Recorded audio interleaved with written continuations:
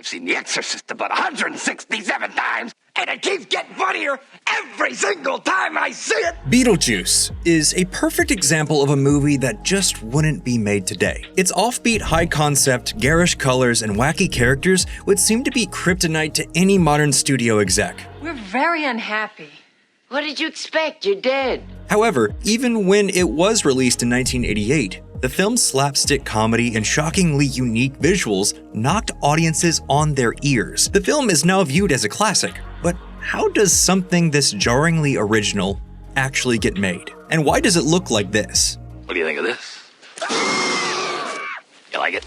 Before anyone says the name of a certain bio-exorcist 3 times, please be sure to like, comment, and subscribe to Nerdstalgic for more videos just like this one. Beetlejuice's uniqueness can all be drawn back to one place and one place alone: the visuals. Yes, the script was interesting, the actors cast superbly, and the score by Danny Elfman is eerie and otherworldly. But the most succinct reason to point to in support of the film's enduring success is the surprising melding of production design, costuming, and animation, which add up to something greater than the sum of its parts. The quick and simple answer is Tim Burton. Originally from Burbank, California, from a young age, he particularly loved the works of English author Roald Dahl and Dr. Seuss. I've always been fascinated by things that are fantasy, but you try to tap into some sort of real feeling with it. He attended Cal Arts to study animation. During his time there, he made 2 short films, Stalk of the Celery Monster and King and Octopus. The beginnings of his style would shine through in these fledgling efforts, but it wouldn't be until Disney hired him and he completed his short film Vincent and his 30-minute featurette Frankenweenie that his true creative fingerprints would become immediately recognizable. From the black and white otherworldly design aesthetic of Vincent to the loving homages to Mary Shelley's iconic horror classic in Frankenweenie, everything about these early Burton efforts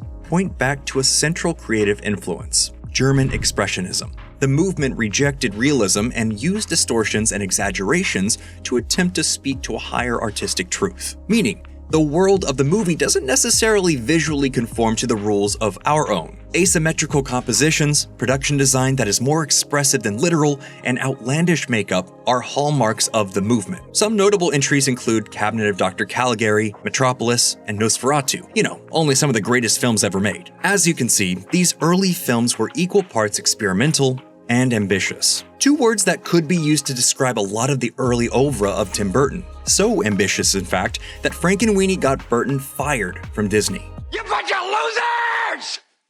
You're working with a professional here! The studio executives had no idea what to make of this childhood retelling of Frankenstein and accused him of wasting company resources. But we know differently. We can see that he was striving toward an aesthetic that was just, maybe, ahead of its time. After making his big screen debut by directing the feature film Pee-wee's Big Adventure, Burton began to set his sights on directing something that was more an accurate reflection of his inner soul. And when the script for Beetlejuice showed up on his doorstep, he knew he could make something special with it. It's showtime.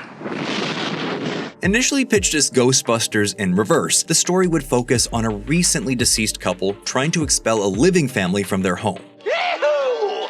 Having trouble with a living? You tired of having your home space violated?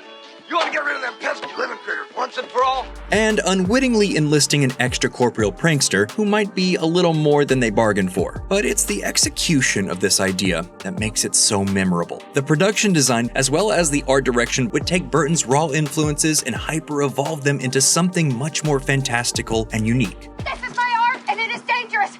Do you think I want to die like that? Look at how this crew of creatives used this stew of creative influences in the scene where Beetlejuice is introduced. From the brilliant narrative idea of having Alec Baldwin and Gina Davis's ghost be sucked into a model to allow for a more surrealistic approach to narrative, to the actual way the camera booms up, revealing the larger-than-life set. Everything is orchestrated so the viewer is slowly eased into an ever-increasingly weird world. Here's the true genius of this sequence. The American moviegoer in the 1980s is obviously going to be less open to something that is this heightened. They've had 50 years of watching movies that present a literal reality. They're conditioned to not be able to accept when something exceeds the limitations of our world. So what does Burton and company do to offset this? They make the unreality of the film the literal joke. When the Maitlands are asked by the model itself to start digging, "Well, where is he? What do we do?"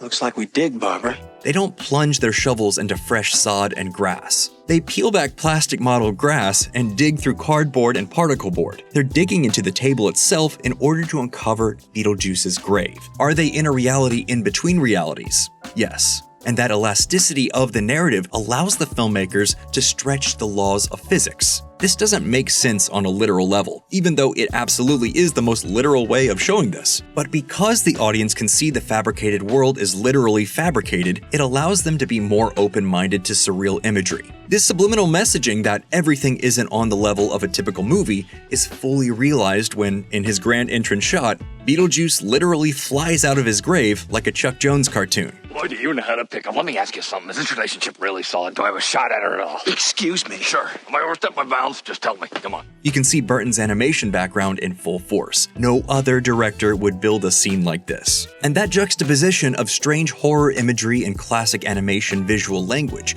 is what truly has propelled Michael Keaton's Undead Prankster into a perennial classic. And Beetlejuice being a classic is nothing short of a miracle. Beetlejuice? Yes, that's it. Name's Beetlejuice? You said it twice. Just say it once more. Come on. From the film's cynical origins of attempting to coast off the success of Ghostbusters, to the fact that the wrong actor cast in the leading role would have capsized the boat, to the fact that the ambition of the project was large and therefore expensive. This film just had about everything going against a project that you can. And even so, it worked. And a large share of that is thanks to the magical pairing of Keaton and Burton that really made things work. Yeah, it's definitely trusting a director, though. I didn't even care about him pulling me back. I just listened to what he was saying and why he was saying, yeah, that's a good idea. It's Keaton's strange, caustic, gravelly voiced performance that allows the audience to buy into the world of Beetlejuice. Are you a ghost too? I'm the ghost with the most, babe.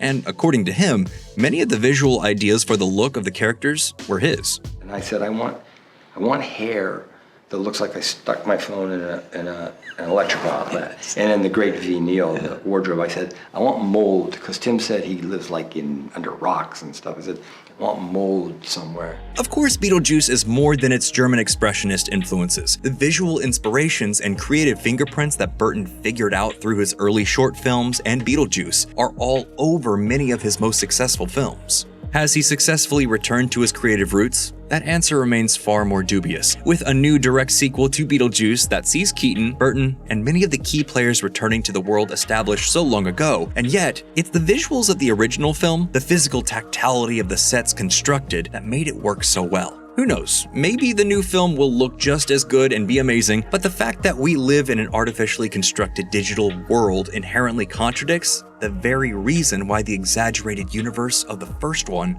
works so well. That's all we have for today. What do you think? Is there another Tim Burton movie that deserves a deep dive?